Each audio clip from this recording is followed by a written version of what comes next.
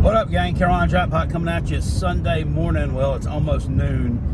This is going to be a bit of a long video, so buckle in. I hope you're ready for me to talk some SEC football, college football, Gamecocks football. This is going to kind of me recapping the South Carolina game from yesterday, plus some of the stuff I saw around the world of college football yesterday.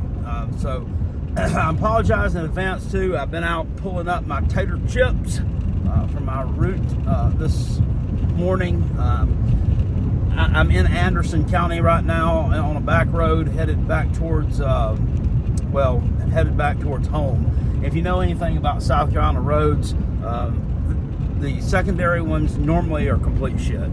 There's potholes all over this one. Probably need to be re-asphalted about 15 years ago, but I guess that wasn't on the docket, wasn't in the budget there.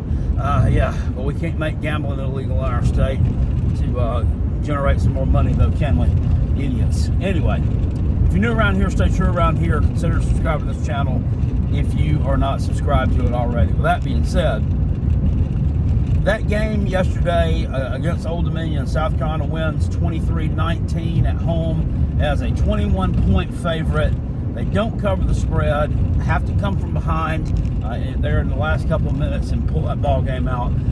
That performance was complete and utter horseshit.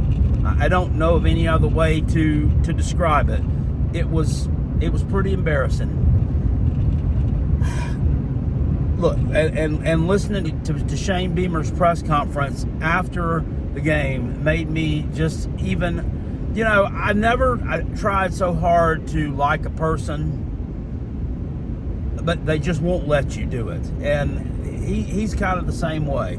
He started taking accountability for the shitty performances now after he got called out on it last year for making excuses. He makes sure, though, that he blames himself first, and it's almost like he doesn't believe that. He's just throwing it out there to let you know I'm blaming myself first. It starts with me because he was, throwing shade at the players last year early on and making, that was his excuse for bad performances. At any rate, I'm starting to not believe a word he says. He goes on to talk about, first of all, the offensive line. These guys, you think they didn't play well. They worked their butts off. They played their butts off, is what he says. No. I have evidence to support that not being true. He also said we had piss-poor perimeter blocking. Yeah, well, you did. You had piss-poor blocking along the line of scrimmage, period, on the offensive side of the football. Defensively, especially in terms of up front, South Carolina didn't play bad at all. What did we have? 5 sacks yesterday? I think it's 4 or 5 sacks. 2 of those being strip sacks. One of them when you absolutely needed it, and one of them to start the game. That should have been a momentum builder. To start the game, you started out, Kyle Kennard punches the fucking ball out from that Old Dominion quarterback. You recover a fumble on the 2-yard line? 2-yard line. Inside of a minute of the ball game, right after kickoff. It takes you 3 plays to get in the end zone with rocket science. 3 plays to score. And I know you sitting there saying, well, why are you complaining, Jackpot? I mean, at least they scored a touchdown. It's the principle of the thing. It tells me that when you've got the ball 4th and 1 on the other team's 45-yard line, that you're not going to be able to pick up 2 yards to get a first down. That's what it tells me. No, your offensive line, there's really not a whole lot of difference. There's not a whole lot of difference. You kind of got pushed around some up front by a team that, look, a group of 5 program, made it to a bowl game last year, but I mean, what does that really matter? I mean, this team had 58 new players on it. 58 new players. They've only been playing football since 2011. I mean, they had abandoned their football program for like 50 damn years, and then they resurrected it. So, not at all happy with the performance yesterday. Lenora Sellers he's not an SEC quarterback. I don't care. Y'all can type down in the comment section below that you disagree with me. He's not an SEC level quarterback, period. And I don't think that he's going to be. He's a 3-star recruit. He is maybe a lower level ACC team slash maybe possible group of 5 quarterback. Hell, he may not even be good enough to do that. He may be an FCS quarterback. I mean, he looked like he wasn't ready. He looked like he had absolutely zero chemistry with his receivers. Just terrible. I mean, he took 4 sacks. Granted, I'm not, he's supposed to be able to avoid that kind of stuff. So I'm going to put that aside for a second. That horseshit offensive line. Here's the thing. That's you. That's on fucking you. It's blocking. I don't care. I'm not even going to put that on Lenoris. I apologize for that. You shouldn't. There are teams out there. I looked at the stat line for one team yesterday, and I can't even remember who it was. I'm so dang mad right now. I can't even remember who it was. But there was one team out there. I was looking at the box score of the Eastern Michigan UMass game. Why did I look at that? Well, it was the Carolina Jackpot Shitter game in our contest, and which I got that game right, by the way. And I wanted to see, like looking at Eastern Michigan, the stats. They sacked the UMass quarterback 6 times yesterday.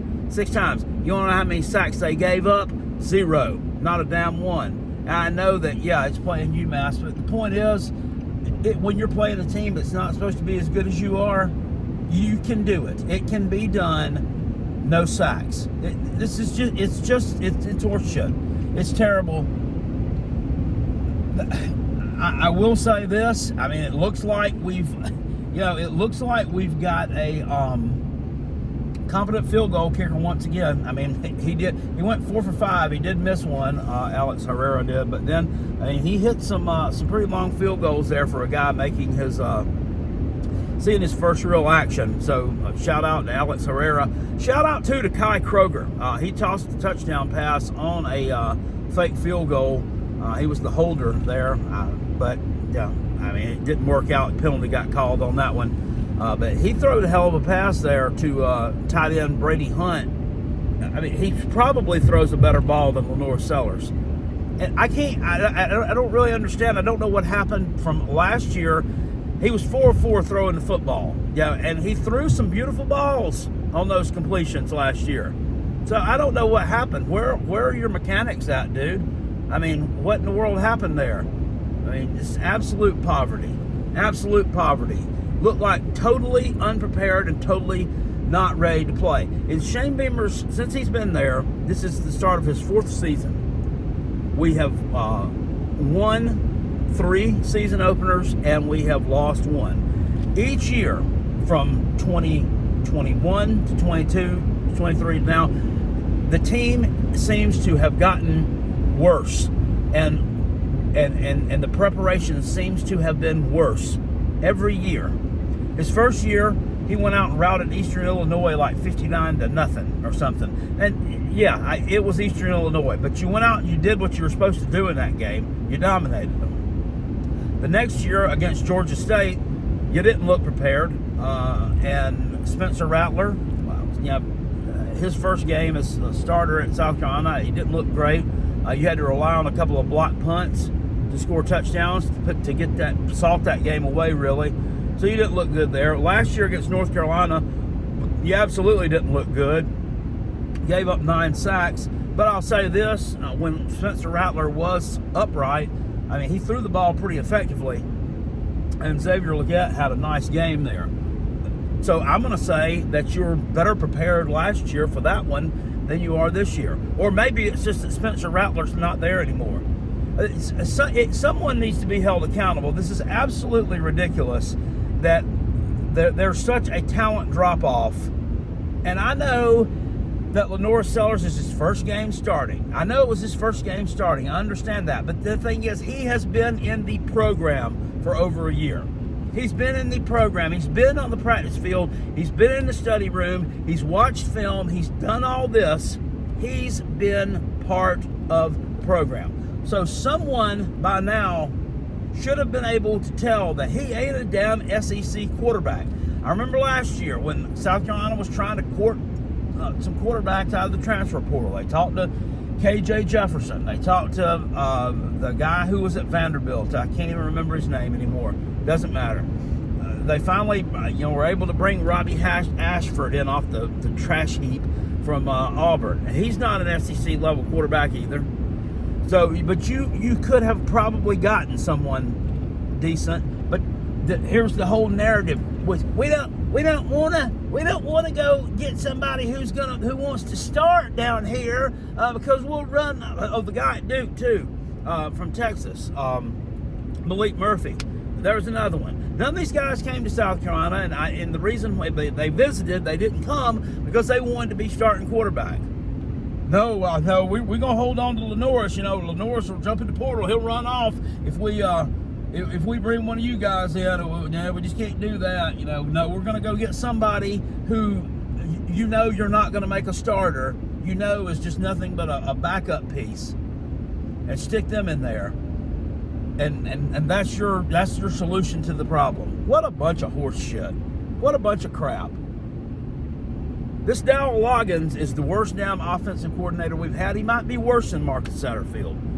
I guess, and I tried to give him the benefit of the doubt too, especially off of last season by saying, well, these play calls, it didn't look good, but we never knew what a lot of those plays are going to materialize into because Spencer Rattler got sacked so much and he was under pressure so much because the offensive line was terrible. Well, guess what? The offensive line's part of your job too, buddy. You're the offensive coordinator. You're the OC. I don't understand that part either. This damn Lonnie Teasley combination, Greg Atkins crap that they've had for the past 3 years. Every year that you've been there, Beamer, 15% at least of the runs that we have had from scrimmage have gone for negative or 0 yards. Negative or 0 yards. That is absolutely terrible. Absolutely terrible. And the thing is, I know that South Carolina can have good offensive lines. They had a decent one the year before, the COVID year. Yeah, they did go 2-8 because their defense was absolutely atrocious, and then the team decided they were going to quit after Will Muschamp got fired. But they still paved the way for a 1,000-yard rusher, led the SEC in rushing. He's now playing for the Patriots. So, South Carolina has big-bodied young men up front. They have talent.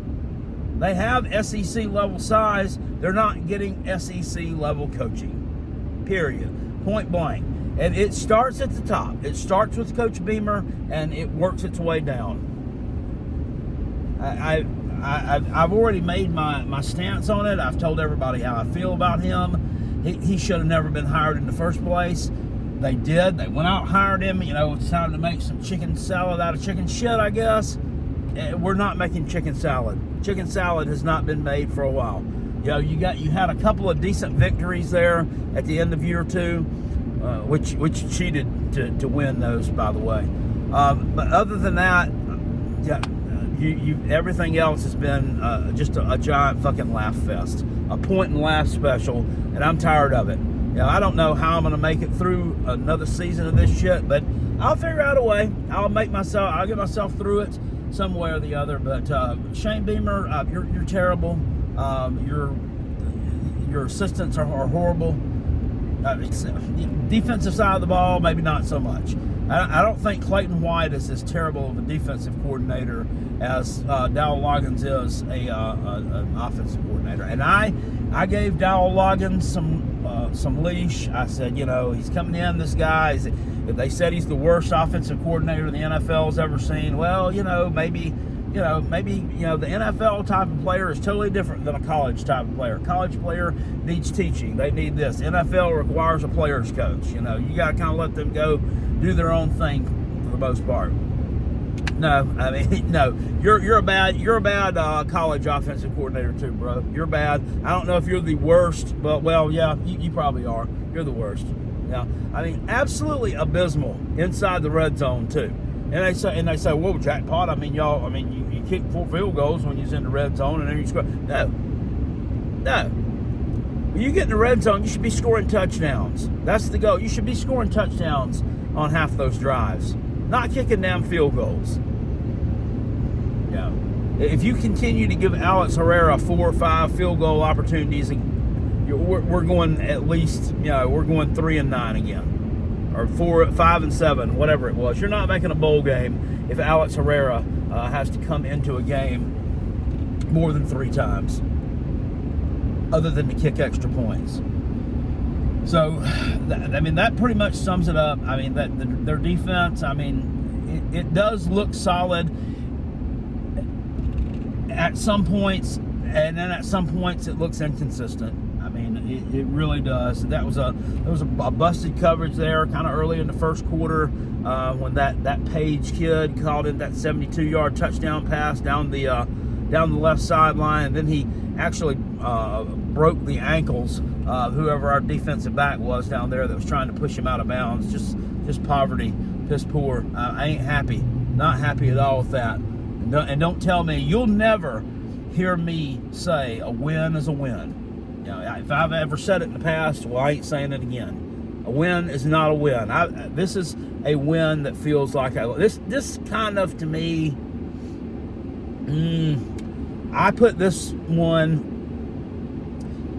well, that game against East Carolina a couple of years ago when you came back and won it. Well, no, this was not even that. That performance of that team was a little better than this one, because that team, at least, they showed some guts. I didn't see any guts yesterday.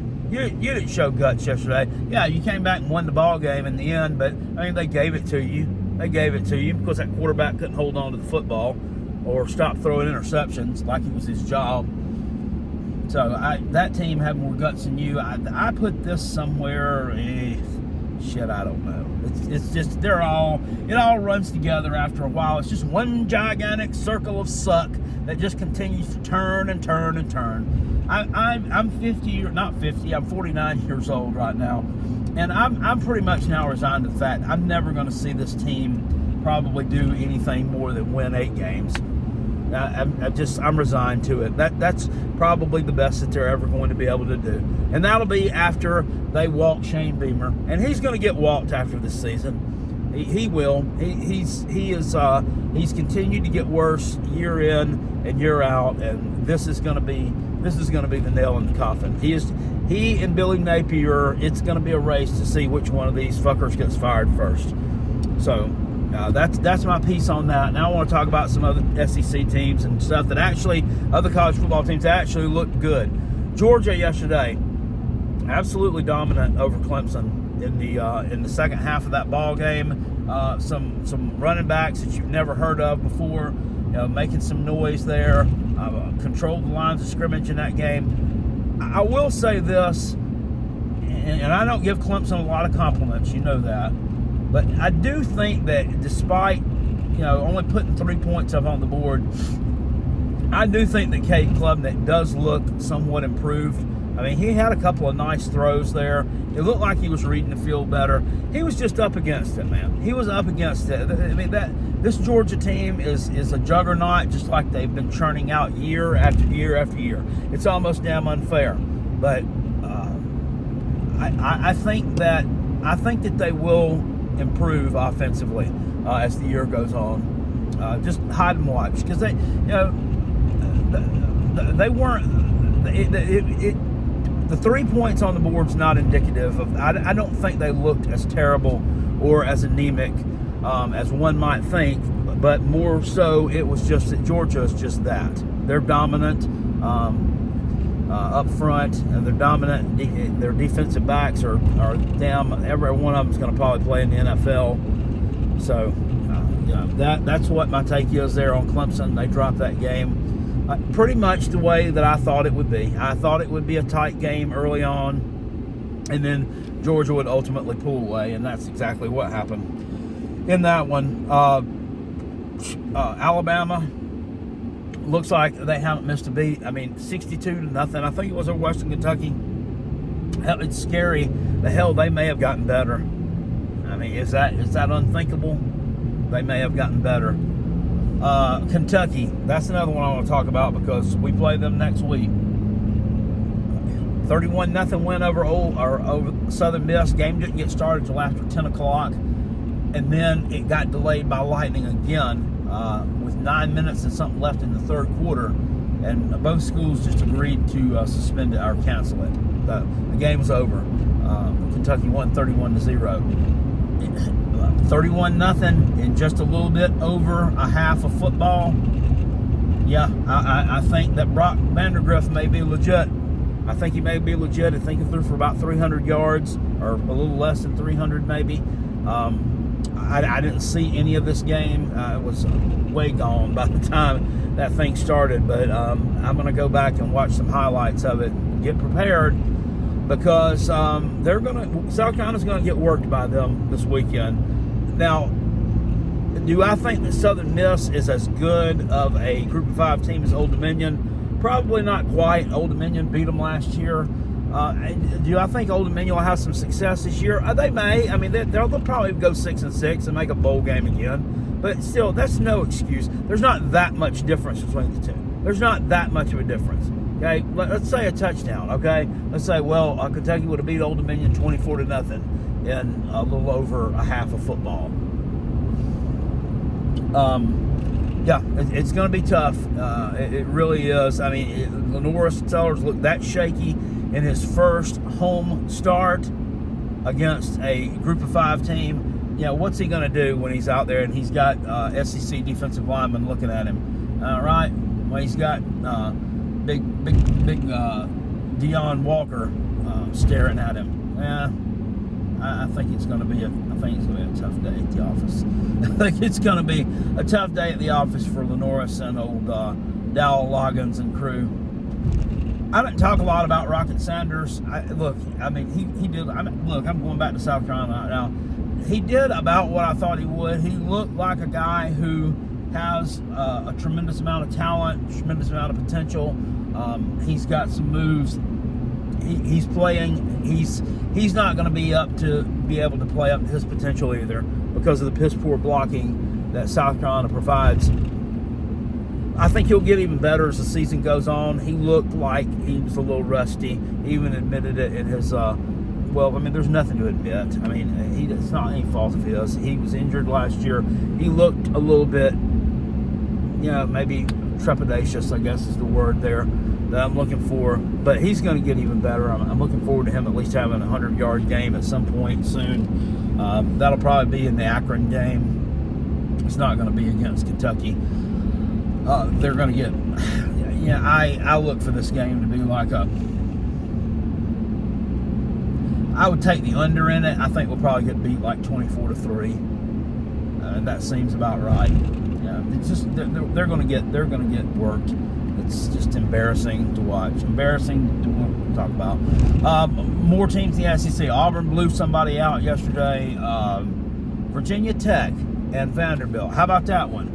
Carolina Jackpot in our live show last week, I tried to tell people about those Commodores, and that I thought that with the addition of Diego Pavia from New Mexico State and his head coach and his offensive coordinator, that it was going to make some significant strides in terms of at Vanderbilt. And my podcast partner, Rob Sanders, snickered and laughed at me. And all they did was go out there yesterday and knock off Virginia Tech in overtime, 34-27. And if you look at the stat line from that game, you'd think Virginia Tech won, because Drones threw for over 300 yards. That, just wasn't enough. Vanderbilt wins there in their kind of refurbished stadium. That's a good win for Vanderbilt. I'm glad to see it. I would put them above South Carolina right now. But the thing is, that offense, Pavia is not going to be able to do all of this by himself. He did it all yesterday. He's the leading passer, of course, and he was the leading rusher on the team. He likes to run around a lot. He's not going to be able to do that when he starts playing more challenging SEC level defenses. He's going to end up getting himself injured if he keeps doing more of that. So they'll probably have to tone him down a little bit. But his nickname is the Maniac. Seriously, that's his nickname. So I doubt that he will. He probably is not going to listen very much. Probably doesn't do a lot of that. Who else? Who else will go to? Tennessee goes out and beats UT Chattanooga 69-3. Nico throws for 300 yards in the first half. I know, they're going to run through their schedule like shut through a screen fence. They're going 150-0, and it'll be the best team ever, yada, yada, yada. Well, they went out there and they did what they were supposed to do. They dominated UT Chattanooga. I can't believe the spread in that game was only 38 and something points. I didn't bet it because I thought there was something just funny about it. But it turns out I probably should have, because Tennessee just absolutely mollywopped them. It was never in doubt from the opening bell of that one. Good to see Brew McCoy back out there again too. He's making catch. I think he caught like 88 ball. I think he went for. Did he go for over? He might have went close to 100 yards receiving. So that's good to see. He suffered a real nasty leg injury, broken leg. If you didn't know about that, last year in the game against the Gamecocks, and it was bad. And to me, I was like, I don't know if this guy's going to be the same ever, if he's ever going to play football, period. It was bad. But, sports medicine nowadays, rehab and all that being what it is, he was able to get out there and be effective yesterday for Tennessee. So that's good to see. That guy's had a long career. He's been around forever. I think he was like I think he may have been like in Trevor Lawrence's class. Or maybe he was 2019, I'm not sure, but he's been around for a long time, and it's good to see him having some success. So, who else? Florida, man, was I wrong about that one? They went out there and they absolutely got destroyed by Miami at home. I took Florida and the points in our game, or our challenge. I was wrong. I was wrong on that one. Dead wrong. I said I thought the wrong team was favored. It absolutely wasn't. Miami, and you can't. Any Miami fans out there listen to my stuff? I know Mr. Slim Shady Canes listens to my stuff, and he always has something to say anytime I say something negative about Miami. That's fine. I expect people to defend their teams. He's really the only one that speaks up about it, though. But you can't blame me for not buying into all the hype that Miami has received, because they have had tons and tons of hype, it seems like, every year. And every year they disappoint. It looks like the hype is warranted this year. They look like they're probably going to be this year's version of last year's Florida State, in that, use the transfer portal really effectively, and have put together a really good team. From what I've seen of these teams so far, I expect them to be your ACC champion and representative in the 12-team college football playoff. I think they're better than Clemson, probably by a significant margin right now. And I'm not saying Clemson's bad, but that's just what Carolina Jackpot's seeing from the outside looking in. Who else? Who else we want to talk about? Georgia Tech. I bet on Georgia Tech to cover the spread against Georgia State. They did yesterday. Pretty impressive victory. It was at 35-10. I think they beat Georgia State by, they're for real too. And here's the thing too, and this may be some kind of beacon of hope for Gamecock fans. So I'll try to throw something positive in there. Look at the turnaround that Georgia Tech has made over the past couple of years. Well, you might not remember it, but early on last year, they lost by 20 points at home to Bowling Green. So turnarounds can be made. Your team is not always as bad as they look this week, and the other team is not always as good as they looked this week. And that's what I'm trying to hope for against Kentucky, but that hope is very slim. It really is very slim at this point. Who else? I should have this stuff written down. I should be better prepared, shouldn't I? I should be better prepared. Oklahoma rolls up Temple on Friday night. Was it 51-3? Yeah, that wasn't much of a game there. Missouri, I mean, they do what they're supposed. I already talked about this, but I mean, they absolutely destroyed Murray State on Thursday night. Could have put 150 points on the board instead of the 51 that they did put up there. They looked really good. Do you see the comment? Mississippi State destroys Eastern Kentucky, who's not a terrible FCS program at home. Ole Miss, they did, they just absolutely destroyed Furman. It's 76-0. I mean, that even surprises me. I mean, Furman is a high quality FCS team, and Ole Miss, and I'm saying in a general sense, they usually are. I don't know that this year's edition of Furman is as good as last year's edition of Furman was, that went to the FCS playoffs and almost knocked off eventual champion Montana, but they can't be real far off from it. I mean, they're always right there in the mix. So, Ole Miss is definitely maybe a problem. I had thought that Antoine Juice Wells was going to pull his normal crap and lay out with an injury. That's what I was told, but it looked like he played last night and caught a touchdown pass. So, shout out to the Juice. Good to see you down there doing some good things, you thieving asshole. That's exactly what I think about you. Anyway, I'm sitting here at one of these toll places right now.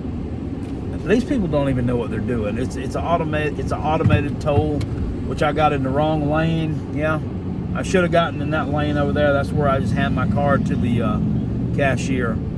I went here one time and did my toll, and I don't think I even paid for it. I'm surprised I didn't get a picture of my license plate and send me a bill in the mail, which they may soon. Y'all seen one of these joints before? Over there, I don't know if I can let me get my phone on it. Y'all seen one of those yet? It's called a cyber truck or something. It's ugly, but it's pretty badass from what I understand. I looked it up online. It only costs about $100,000. Think I can afford to buy one of them with my YouTube money? Maybe I can. I don't know. Well, shout out to Carolina Jackpot. I was able to actually go through that one and swipe the card and do it successfully. Don't know what happened last time. It must have been their machine. It was. It had to have been their machine. It was not user error. I promise you that.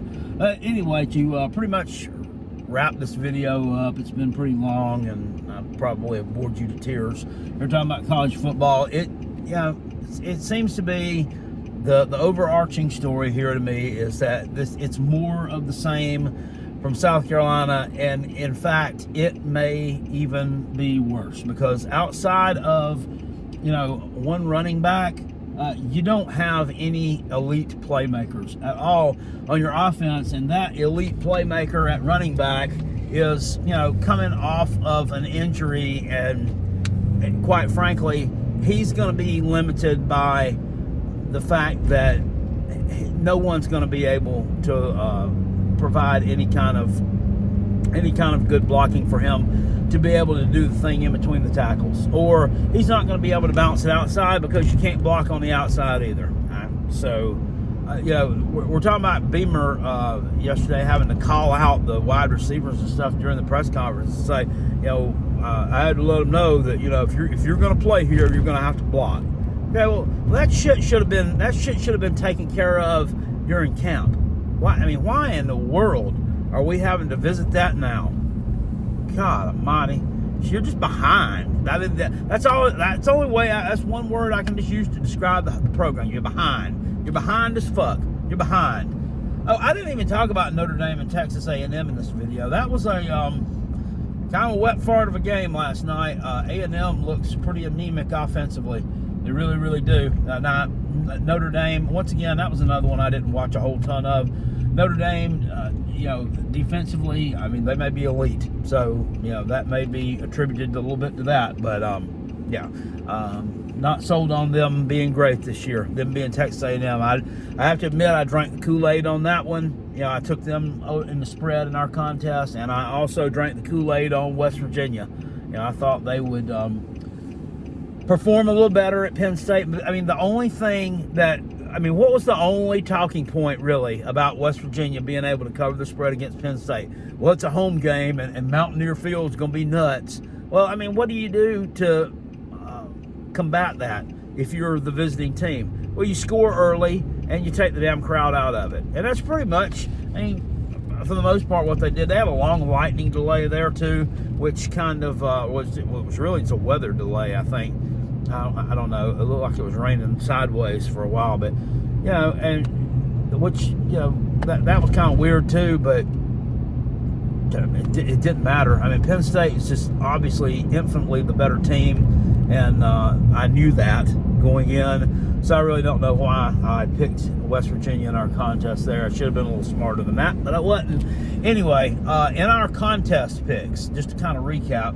Carolina Jackpot did actually do pretty well. I got the Vanderbilt pick correct, the Kentucky pick correct, the South Carolina pick correct because I picked Old Dominion to cover. I also got the Clemson pick correct, got the Cale Hall special pick correct, the UMass game. What else? I got the Fresno State covering against Michigan pick correct too. So we got 11 games that we picked. The LSU USC one, that's tonight. I got another one right, too, but I can't remember right offhand what it was. Maybe somebody knows. I don't know. But losers were the West Virginia game, the Florida game, the Texas A&M game. Yeah. Those were incorrect picks. But still, I mean, when you're winning more of them than you're losing, that's not bad. Personal betting-wise yesterday, I did pretty well yesterday. Didn't do too well I didn't really bet anything on Friday, because none of that stuff really interested me. Well, actually I did. I bet Army game under the total, which was I think 46.5. It went over the total inside the last. Army scored with like 20 seconds to go with a backup quarterback in, which surprised me because I did not think Army would ever be the type of team that would run the score up on an inferior opponent. They were playing Lehigh. And they punched it in against them, which I thought was, was pretty shitty. But anyway, they did, and they didn't. I didn't get that pick correct, and I didn't do real well on Thursday night. But on Saturday, winners for me was Georgia Tech covering the spread against Georgia State. The reason I knew that was going to happen, Georgia State didn't even have a spring practice. They didn't install a coach until sometime in April, May, after Sean Elliott went to South Carolina. So, yeah, I figured that they would. I quite frankly thought they'd beat them worse than that. They did. Got that pick correct. I did bet on Old Dominion to cover against South Carolina, and I actually took those last two games, the Georgia Tech and the Old Dominion, and I parlayed them together too. And I played that one as well, and that hit for me because I knew that South Carolina wasn't going to cover the number in that shit. I knew they would. I just know them too well.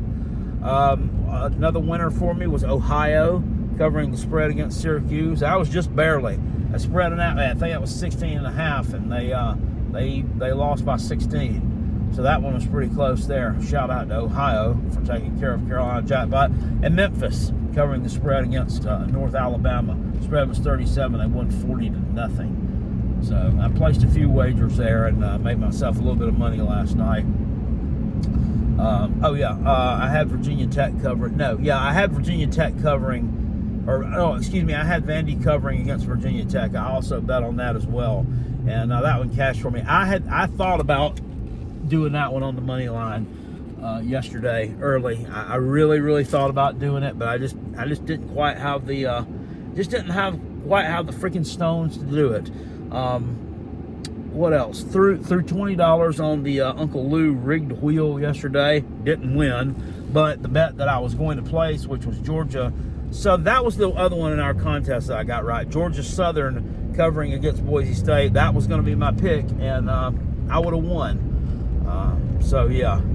Shout out to Georgia Southern there anyway for covering that number. Anyway, guys, I'm going to get out of here. I appreciate you. Peace, and I'm out. Go Gamecocks. As always, we'll still be here. Woo!